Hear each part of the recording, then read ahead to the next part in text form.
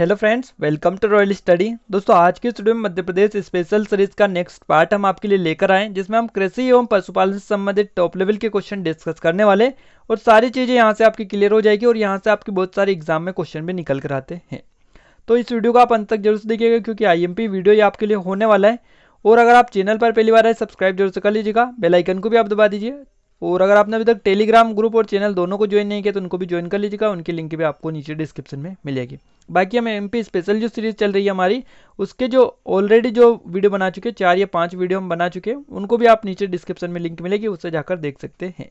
अब देखिए, बिना किसी तरीके हम स्टार्ट करते चलिए आज का वीडियो। देखिए, फर्स्ट जो क्वेश्चन है ये आपके सामने सो रहा है। फर्स्ट क्वेश्चन आपका निकल कर आ रहा है, मध्य प्रदेश में जड़ी बूटी बैंक कहाँ पर स्थापित, जो कि कहाँ स्थापित किया गया है। और जड़ी बूटी बैंक जो है स्थापित किया गया पनार पानी में। कहाँ पर स्थापित किया गया? पनार पानी में किया गया है। तो सी ऑप्शन इसका सही जवाब आपका रहेगा, याद रखिएगा पनार पानी। और आपके लिए क्वेश्चन यहाँ पर रहेगा कि ये जो पनार पानी है ये कहाँ पर स्थित है, ये आप हमें नीचे कमेंट बॉक्स में कमेंट करके बताइएगा। क्वेश्चन ऑफ द डे आपका यही रहेगा, तो आप जल्दी से कमेंट करिएगा।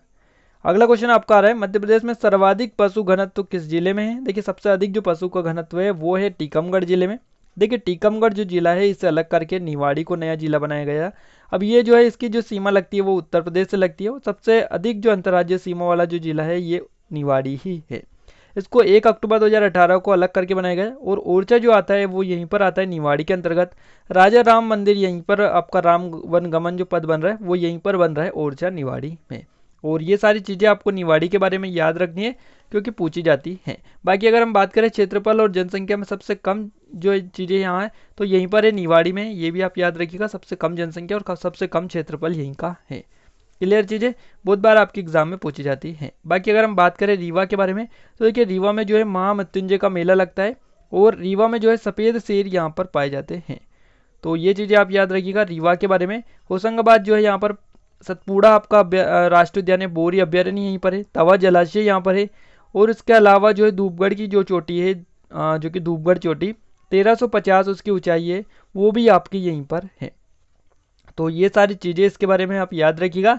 बाकी अगर हम बात करें बैतूल जिले की, तो देखिए बैतूल जो जिला आता है ये किसके अंतर्गत आता है? ये आपका नर्मदा जो पुरम संभाग है इसके अंतर्गत आता है ये बैतूल जिला। और बैतूल जो जिला है इसका कसाई गांव है। कसाई गांव क्यों फेमस है ये आप हमें नीचे कमेंट बॉक्स में कमेंट करके बताइएगा। अब चलिए आगे बढ़ते हैं अगले क्वेश्चन की ओर। अगला जो क्वेश्चन आ रहा है काफ़ी आईएमपी है। अगला क्वेश्चन है, मध्य प्रदेश बीज फार्म विकास निगम का मुख्यालय कहाँ है। अब मध्य प्रदेश बीज फार्म विकास निगम का जो मुख्यालय है वो भोपाल में। तो इसका बी ऑप्शन सही जवाब आपका रहेगा, भोपाल। याद रखिएगा, कई बार आपके एग्जाम में ये क्वेश्चन निकल कर आता है। और अगर हम बात करें मध्य प्रदेश प्रोफेशनल एग्जामिनेशन का जो मुख्यालय है वो कहाँ पर है? वो भोपाल में ही है। इसके अलावा मध्य प्रदेश जो है एमपी बीएससी यानी आपका माध्यमिक शिक्षा मंडल का जो मुख्यालय वो भी आपका भोपाल में ही है। और बहुत सारी चीज़ें आपको भोपाल में देखने को मिलती हैं। वन विहार जो राष्ट्रीय उद्यान है भोपाल में स्थित है। और जो कि इंदिरा गांधी राष्ट्रीय मानव संग्रहालय भोपाल में, माखनलाल चतुर्वेदी राष्ट्रीय प्रौद्योगिकी जो विश्वविद्यालय ये भी भोपाल में ही आपका स्थित है। तो ये सारी चीज़ें आपकी भोपाल में जो बार बार आपके एग्जाम में पूछी जाती हैं। और वन विहार जो राष्ट्रीय उद्यान है इसमें एकमात्र सर्प उद्यान भी है जो कि आपका भोपाल में स्थित है। अगला जो क्वेश्चन आ रहा है वो काफ़ी आईएमपी आपके लिए है, मध्य प्रदेश में हरित क्रांति का निम्नतम लाभ किस फसल को मिला है। और ये जो सबसे कम लाभ मिला है वो मिला है दलहन की फसलों को। तो दलहन याद रखिएगा। और हरित क्रांति का सबसे जो अधिक जो लाभ मिला है वो गेहूं की फसल को मिला है। सबसे निम्न आएगा वो दलहन की फसल आएगा। तो डी ऑप्शन यहाँ से आपका सही जवाब रहेगा। अगला क्वेश्चन आ रहा है, रानीखेत क्या है। देखिए, रानीखेत है एक बीमारी है, और ये बीमारी किस में होती है? तो ये जो बीमारी होती है मुर्गियों में होने वाली बीमारी है। तो बी ऑप्शन इसका सही जवाब आपका रहेगा, मुर्गियों में होने वाली बीमारी ये है रानीखेत, इसका नाम है। अगला क्वेश्चन की ओर आगे बढ़ते हैं। देखिए, अगला क्वेश्चन है, निम्न फसलों में सूखा क्षेत्र के लिए उपयुक्त फसल कौन सी है। देखिए, सूखा क्षेत्र के लिए उपयुक्त जो फसल है वो यहाँ पर हो जाएगी मेस्टा। मेस्टा जो फसल है ये सूखा जो क्षेत्र है, सूखे जो क्षेत्र होते हैं जहाँ पर जो कि जल जो है जल की कमी होती है, आप ऐसा मान सकते हैं, उस क्षेत्र को सूखा क्षेत्र बोला जाता है। और उसमें जो है उपयुक्त फसल उसके लिए होती है मेस्टा। तो डी ऑप्शन यहाँ से आपका सही जवाब रहेगा। बाकी अगला जो क्वेश्चन आ रहा है वो भी काफ़ी आईएमपी है, मध्य प्रदेश में गेहूं की सर्वाधिक उपज दर किस जिले में पाई जाती है। अब सबसे अधिक जो अगर बात करें हम उपज दर की, तो ये जो पाई जाती है ये आपकी रतलाम जिले में पाई जाती है। देखिए, यहाँ पर उपज दर की बात की गई है, सर्वाधिक उपज दर। तो याद रखिएगा ये रतलाम इसका सही जवाब रहेगा।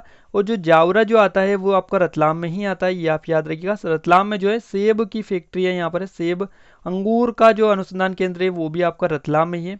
अंगूर उत्पादन के लिए प्रसिद्ध जिला है रतलाम, याद रखिएगा। कई बार आपके एग्जाम में ये क्वेश्चन रिपीट होते हैं। बालाघाट जो है ये वेनगंगा नदी के किनारे है, याद रखिएगा बालाघाट के बारे में। और बालाघाट जो है यहाँ पर लांजी का किला भी है, जो कई बार पूछे जाता है और ये यहाँ से पूछे भी जाते हैं। चलिए आगे बढ़ते हैं अगले क्वेश्चन की ओर। अगला क्वेश्चन आ रहा है मध्य प्रदेश के में किस देश के सहयोग से महिला कृषकों के प्रशिक्षण की योजना है। अब ये जो योजना चल रही है वो डेनमार्क से चल रही है, डेनमार्क का बी ऑप्शन सही जवाब आपका रहेगा। तो यहाँ पर इनसे जो है महिला जो कृषक है इनको प्रशिक्षण यहाँ के दिलाया जाएगा, इस योजना पर अभी काम चल रहा है। अब अगला जो क्वेश्चन आ रहा है, केंद्र सरकार की थ्रस्ट योजना के तहत किन किन फसलों को 100% केंद्रीय सहायता दी जाती है। और ये जो फसल है ये है चावल की फसल, इसका सही जवाब आपका रहेगा ऑप्शन नंबर सेकेंड जो है इसका सही जवाब रहेगा चावल। अगला जो क्वेश्चन आ रहा है ये भी काफी आईएमपी, मध्य प्रदेश में कृषि जोत का सर्वाधिक क्षेत्रफल किस जिले में है। मध्य प्रदेश में कृषि जोत का सर्वाधिक जो क्षेत्रफल है वो यहाँ पर आता है किस क्षेत्र में, तो हरदा जो है इसका सही जवाब रहेगा। देखिए हरदा जो है ये नर्मदापुरम का जो कि जिला है, और होशंगाबाद और बैतूल ये जो तीनों जिले हैं ये नर्मदापुरम संभाग के हैं। और हम मध्य प्रदेश के संभाग एवं जिले की एक स्पेशल ट्रिक का वीडियो भी बना चुके हैं, जिसको आपको नीचे लिंक मिलेगी, एमपी जीके ट्रिक्स जाके देख लीजिएगा प्लेलिस्ट में, वहाँ पर आपको मिलेगा। बहुत सारी चीज़ें वहाँ पे हमने कवर करी है, तो आपको एक ही वीडियो में याद हो जाएगा, उसको आप जरूर से जाके चेक करिएगा। नेक्स्ट क्वेश्चन आपका आ रहा है, प्रदेश में सर्वाधिक दुधारू गाय के रूप में जानी जाती है। देखिए कौन सी गाय है, ये जो है निमाड़ी गाय है, निमाड़ी गाय को नाम से इसको जाना जाता है। और निमाड़ी जो नाम पड़ा है निमाड़ी क्षेत्र के जो निमाड़ी जो क्षेत्र है इसके नाम पर इसका नाम निमाड़ी गाय पड़ा है। तो याद रखिएगा सबसे अधिक दुधारू गाय है, दूध देने वाली गाय इसको बोला जाता है, बी ऑप्शन इसका सही जवाब आपका रहेगा। बाकी अगला जो क्वेश्चन आ रहा है, नीली क्रांति किससे संबंधित। देखिए नीली जो क्रांति संबंधित है ये मत्स्य उत्पादन से संबंधित है, फर्स्ट ऑप्शन यहाँ से आपका सही जवाब रहेगा। क्लियर है चीजें, चलिए आगे बढ़ते हैं। मध्य प्रदेश में मूंगफली का जो सर्वाधिक उत्पादक जिला है वो कौन सा है, ये आपको क्लिक करना है। अब इसका जो सही जवाब आपका रहेगा वो रहेगा आपका खरगोन जिला। खरगोन जो जिला है मूंगफली का सबसे सर्वाधिक उत्पादन जो यहीं पर होता है खरगोन में। और खरगोन और खंडवा जो जिले हैं ये इनको सुनहरा मध्य प्रदेश का सुनहरे जिले भी इनको बोला जाता है। तो दोनों जिले के बारे में आप याद रखिएगा, खंडवा और खरगोन, इनको पूर्वी निमाड़ और पश्चिमी निमाड़ के नाम से भी जाना जाता है। बाकी जो बड़वानी है ये और खंडवा खरगोन ये जो है इंदौर संभाग के ये जिले हैं, ये आप याद रखिएगा विशेष करके, कई बार आपके एग्जाम में रिपीट होता है। मध्य प्रदेश में प्रमुख कपास उत्पादन वाला जो क्षेत्र है वो कौन सा है, ये आपको क्लिक करना है। अब इसका जो सही जवाब आपका रहेगा वो रहेगा पश्चिमी मध्य प्रदेश। ये जो क्षेत्र है मध्य प्रदेश में प्रमुख कपास उत्पादन वाला क्षेत्र है पश्चिमी मध्य प्रदेश, आप याद रखिएगा पश्चिम का जो क्षेत्र है वो यहाँ पर कपास का उत्पादन इसमें होता है। तो आयुब की यहाँ से भी आपका क्लियर हो गया होगा कि पश्चिमी क्षेत्र किधर आता है, क्योंकि स्पेशली हमने एमपी के जो डिस्ट्रिक्ट वाइज सीरीज स्टार्ट की थी उसमें पूरा आपको मैप के थ्रू बताया था।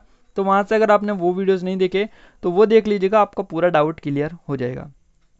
अगला क्वेश्चन आता है, राज्य में उन्नत बीजों का सर्वाधिक प्रयोग किस क्षेत्र में किया गया है। और ये जो किया गया है चंबल घाटी में किया गया है। देखिए चंबल जो घाटी किधर आती है, ये आती है आपकी पूर्वी जो कि उत्तरी क्षेत्र में आती है, उत्तरी क्षेत्र में आती है, उत्तर प्रदेश से सटे हुए जो है ये चंबल घाटी है। तो ये आप याद रखिएगा। और बाकी जो छत्तीसगढ़ वाला जो एरिया है ये पूर्व भाग इसको बोला जाता है, छत्तीसगढ़ से जो लगा हुआ है इसको पूर्वी बोला जाता है। और पश्चिमी जो बोला जाता है वो आपका राजस्थान साइड जो लगा हुआ एरिया है उसको। और वहीं अगर हम बात करें दक्षिण की, दक्षिण में आपका जो है महाराष्ट्र से लगा हुआ क्षेत्र है उसको दक्षिणी भाग बोला जाता है। तो ऐसे आप याद रखेंगे, आप आसानी से याद रख पाएंगे। देखिए अगला जो क्वेश्चन आ रहा है, राज्य में बीज प्रमाणीकरण संस्था कब स्थापित की गई थी। अब राज्य में बीज प्रमाणीकरण जो संस्था स्थापित की गई थी इसका जो आपका सही जवाब रहेगा वो रहेगा 1980 में। तो फर्स्ट ऑप्शन सही जवाब इसका रहेगा, 1980 में इसको स्थापित किया गया था।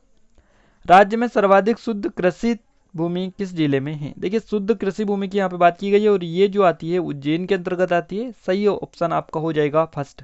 और देखिए उज्जैन में आपका मंगलनाथ का मंदिर है, इसके अलावा महाकालेश्वर मंदिर यहाँ पर है, क्षिप्रा नदी के तट पर स्थित है। क्षिप्रा नदी कहाँ से निकलती है, तो काकरी बल्डी इंदौर से निकलती है।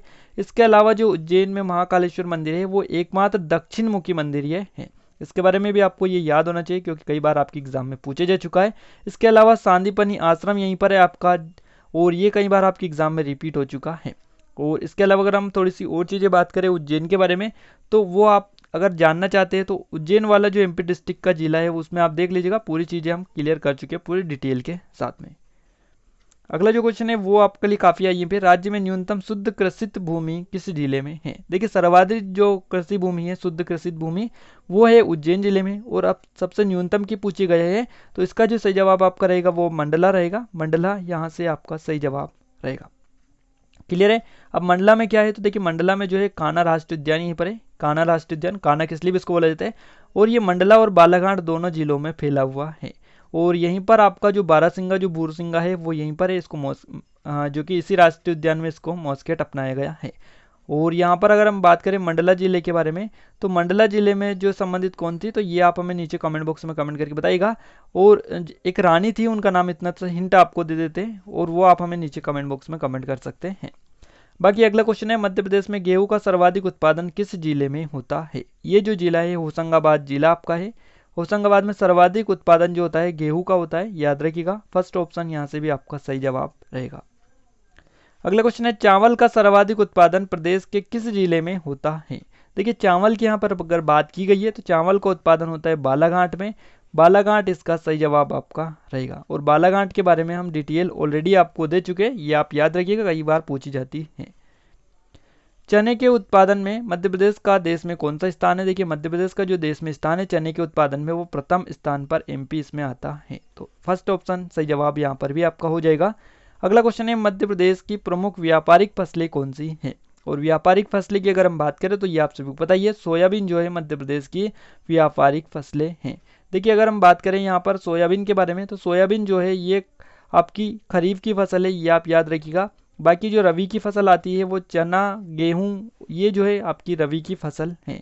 और अगर बात करें मूंगफली और सोयाबीन, तो ये आपकी खरीफ की फसल है। दोनों चीज़ें आप याद रखिएगा। अगला क्वेश्चन आता है, प्रदेश मध्य प्रदेश कृषि प्रधान अर्थव्यवस्था वाला राज्य है और प्रदेश के कितने भूभाग पर कृषि की जाती है। तो यहाँ पर इसका जो सही जवाब रहेगा वो रहेगा आपका 49। तो 49 इसका सही जवाब आपका रहेगा ऑप्शन नंबर बी।